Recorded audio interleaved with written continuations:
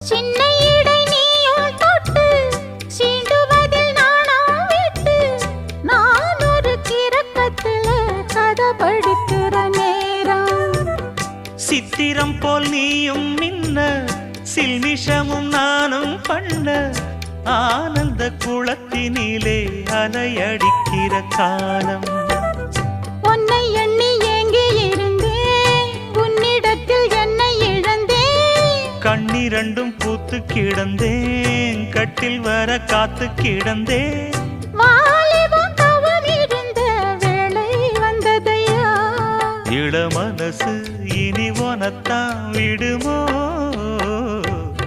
நடு சாமத்தில சாமந்திப்பூ ஆள சத்துது என் நெஞ்ச உசுப்புது. நல்ல